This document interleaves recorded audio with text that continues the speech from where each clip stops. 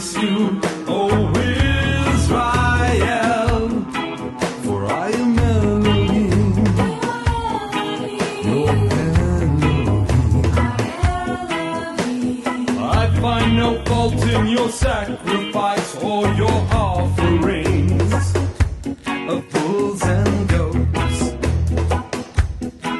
So now offer me instead your thanksgiving,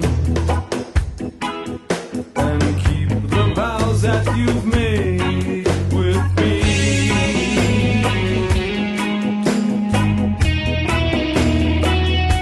The vows that you've made with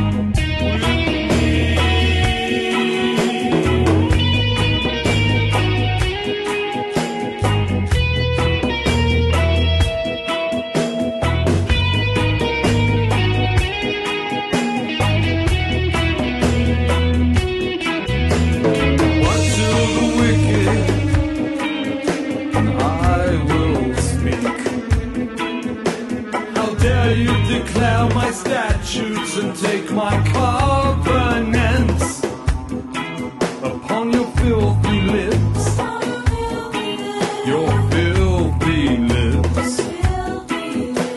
The one who offers thanksgiving as his sacrifice will honor me, and the one that prepares his way alright, I'll show the salvation of Elohim.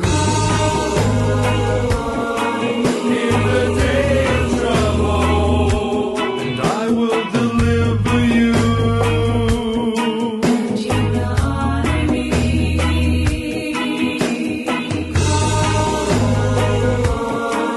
In the day of trouble, I will deliver you.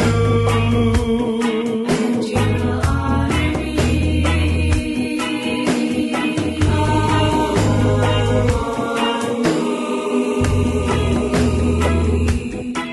In the day of trouble, I will deliver you.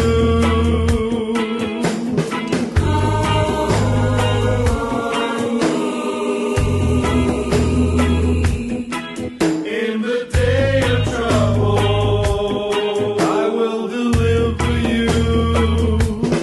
I will deliver you.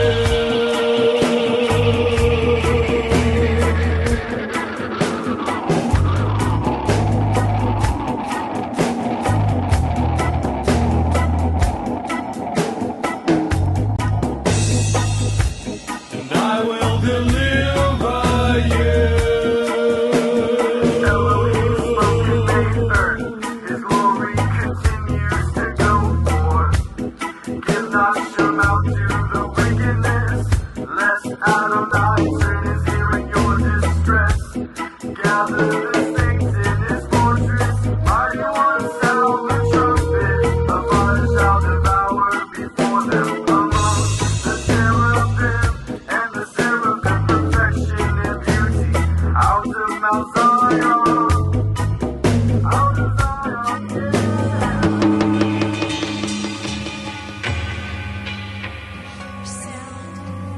Hear a sound.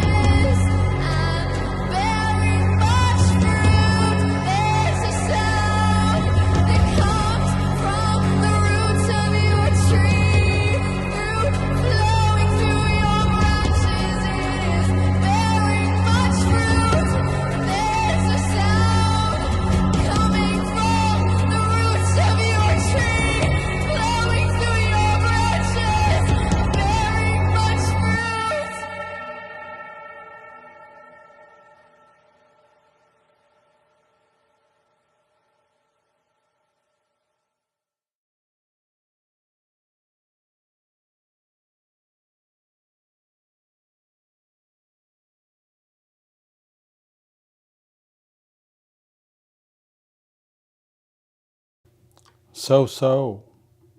I think you can hear me now. How's everybody doing? It's gloomy weather. It's cold and gloomy. It was nice and warm last week. 40 plus degrees higher. Hey, Alan McGuire here with your Chameleon Church Monday night gathering. We are week 2 plus in our counting of the Omer, which means in about 4.5 weeks, we will be seeing some of y'all at our. That's the only Texan. After 18 years in Dallas, that's the only Texan I have, right there. Y'all. I don't even do that right. Yes, we will be seeing some of you in a matter of weeks. Very excited about that. Just a reminder. If you haven't registered, registration closes down tomorrow. That gives us the time that we need to do what we're doing and how we do it and the hotel and all that. So yeah, if you don't register by tomorrow, what can I say? This is going to be a really good group. We got a bunch of new people. That's always very exciting. I think it's always very exciting. Bunch of new people. We've got a great anointed apostolic teacher guy, my buddy Jeff Collins. That's going to be amazing. I would say he's one of my fathers in the faith. I would definitely say that. Yeah. What else? Man. Yeah, it's been a bit of a stormy day. I saw Montana got hit pretty good. Oh, we got some rain, but hey, we are in Proverbs, and we're on Proverbs 5. I love the first 9 or 10 Proverbs because it speaks so much about what we talk a lot about around here, not being dumb or foolish or stupid or lazy, right? Those two things. Being proactive, the fear of the Lord. Walking in covenant, walking in the covenant commandments of God. That's what I like about these first 10 Proverbs is it pretty much tells us what we need to know. You know, if right, we need to heed the cry of wisdom, wisdom's cry. Otherwise, calamity will befall us, and it'll be due to our foolishness and our laziness. Yeah, very important stuff. You won't hear a lot in your Sunday mornings. Okay, I've got about 15 different buttons to push. I don't know why I keep using that word 15. I talk about my daughter Safrain. She has 15 kids now. She doesn't, but I keep saying the word 15. Anyway, I'm going to push about 15 different buttons right now. So give me a second. I'm going to turn this one on because I always forget to, and I don't think Alyssa's here, so she's not going to remind me to turn that on. So that's on, wherever that is, right there. And then, are you guys having fun yet? I'm having fun. What am I doing? I lost my train of thought. Oh yeah, I'm going to go like this. Bam, bam. Oh, hey. Oh, I forgot one button. Darn it. Right there. And then I'm going to go like that. Woohoo! Are you guys tired of that yet? Are you tired of that yet? No? Is it comic relief? No? You guys are tired of it. Look at Jane. Jane's like, I got to stop hanging out with this group of people here. I got to find a better group of people. Oh my gosh. Hey, if you're new, I'm not even apologizing. Oh well. If you're old, I do apologize because I would think by now you would be hoping for some better production value. Yeah. All my little minions are running around back there, pushing all these buttons. They're like the Oompa Loompas. That's what they are. But they look like little chameleons. Speaking of, you like puppets? You like puppets? Hey, Alan, you froze. Look at this. Look at this. You froze. I got a hand puppet. You know who you are. Look at that. Wah, wah, wah, wah. There you go.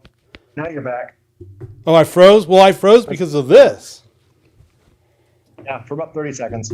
Oh, well, so see, I brought that out and the whole internet stopped. It doesn't want me to do that. You know who you are. All right. All right. We are in Proverbs 5. What else is going on? Everybody all right? Everybody okay? Yeah? All right. We got thumbs up over there. Uh-oh. The new girl's got a headache. She's doing this. She's like, what have I done? Sorry. No, I don't apologize. Most people would just like not even bring attention to it. Not me. I'm like, hey, look! Where's the person that fell last week? Wasn't it last week? Oh my gosh. Okay. We're in Proverbs chapter 5. I'll begin reading, and then you guys get ready and jump in and interact. Cool? All right. Father, your word, we ask that we would find something new in these passages that we have read. I'm going to assume we have read so many times, that your word is alive, and so it can actually speak to us regardless of how many times we've read it. All right, here we go. My son, be attentive to my wisdom. Here we go. Incline your ear to my understanding, that you may keep discretion and your lips may guard knowledge. That is so not characteristic of the majority of Christianity. What are we talking about? We're talking about wisdom, understanding, discretion, and knowledge. For the lips of an adulteress drip like honey, her feet go down to the depths of Sheol. Nah, that's one of my songs, sorry, from like a long time ago. Here we go. For the lips of a forbidden woman drip honey, and her speech is smoother than oil. But in the end, she is bitter as wormwood, sharp as a two-edged sword. Her feet go down to death, or to the depths of Sheol. Her steps follow the path to Sheol. She does not ponder the path of life. That's not good. Her ways wander, and she does not know it.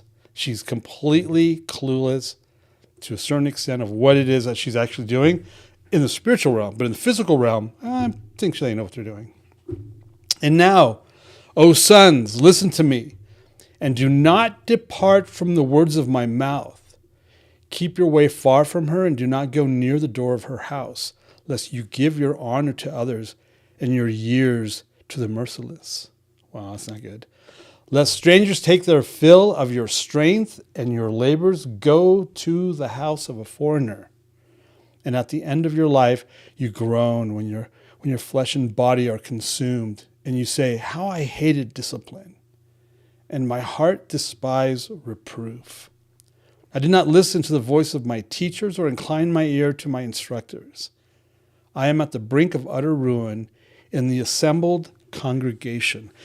And this can also be applied to spiritual adultery, to spiritual fornication, to spiritual immorality, because it's likened as such, right?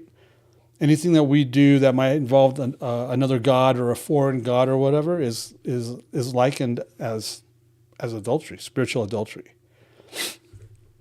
Yeah. All right, who wants to pick up at verse 15?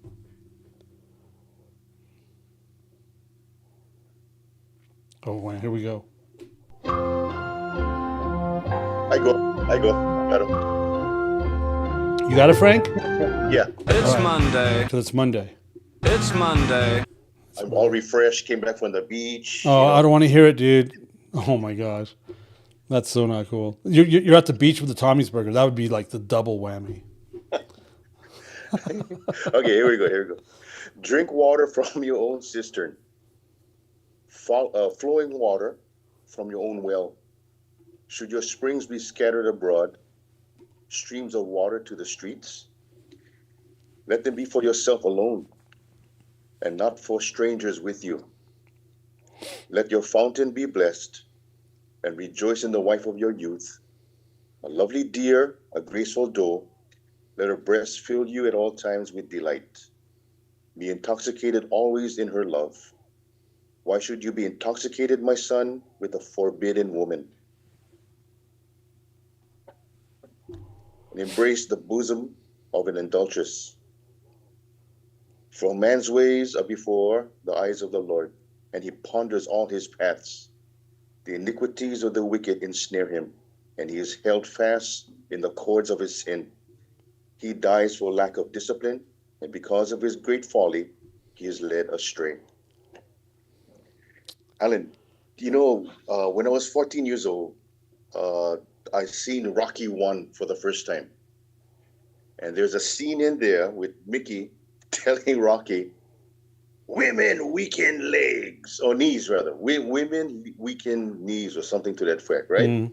So in my innocent 14-year-old mind, I'm thinking women weaken knees meant that you cannot pray anymore, or you cannot, it weakens your posture to pray to God. That was my understanding when I saw the movie. As I got older, it took a different understanding and different meaning. But anyway, I kind of was taken by that phrase when I first saw that movie at an innocent age.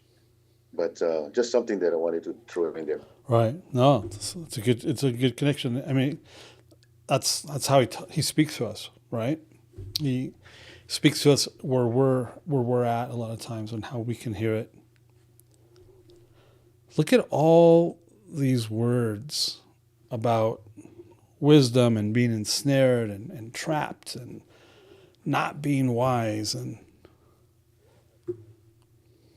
man. Hey, does anybody else want to talk about this one, or do we could always go to the next one if you want. We can do whatever you guys want.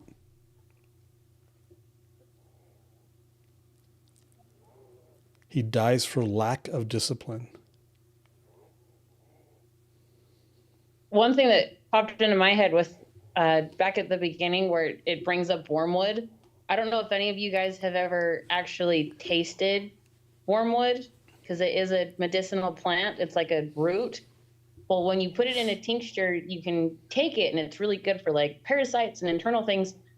But the thing with wormwood is you don't just take it and like, okay, yeah, that was gross. Okay, I'm done. It will linger and like it sits in your mouth. And it's almost like the more you salivate, the stronger the taste is in your mouth. And so reading that and now being able to make the connection with what was said in chapter 5 with what happened with the Baal of Peor incident. Bad. And I'd never made that connection before with this woman with the Baal of Peor, the group of women. I'm just now making all the connections with that chapter.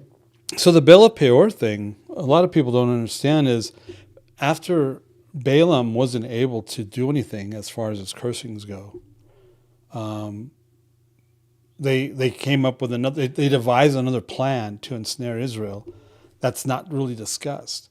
And then all of a sudden we're at Baal of Peor, and what happens.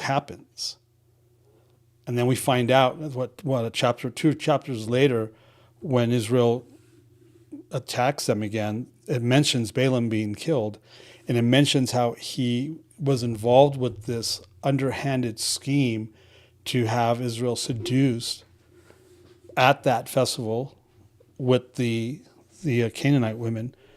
So a lot of people don't know that there's a whole thing that's going on in the background that we don't really know about until it happens. He wasn't able to curse them, and he was a legit prophet. I mean, God spoke to him. He heard him and knew his voice. He wasn't surprised when the donkey spoke to him, so he was very involved with the supernatural. He knew, and the way it explains the way he set up the altars and stuff, 7 of them and all. I mean, the guy was well versed in the prophetic. But when he wasn't able to curse them through that, he resorted to something is very effective when it comes to men, and that's seduction. Spiritual sexual. I mean, there's various forms of seduction, but when those two are brought together, spiritual and sexual, oh man, it's very powerful.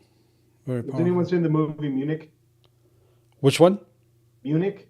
I've never seen the Spielberg movie made Munich. About the 1972, the hit squad that came from Israel to take out the Palestinians, 1972.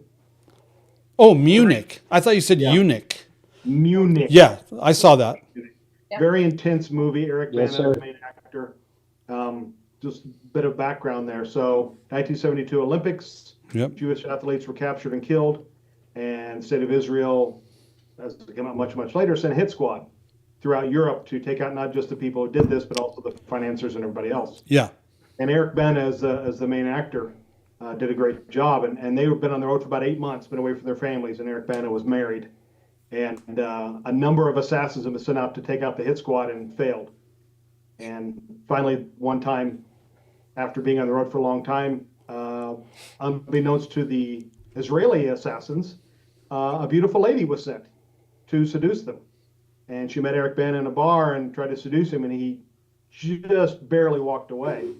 And as he's leaving the bar, he turns to his colleague who says, "Hey, do you wear the local honeypot?" And that guy's like, "Well, hey, no problem." Well, they found him the next morning with the throat slit. She was an assassin. Every time I read this,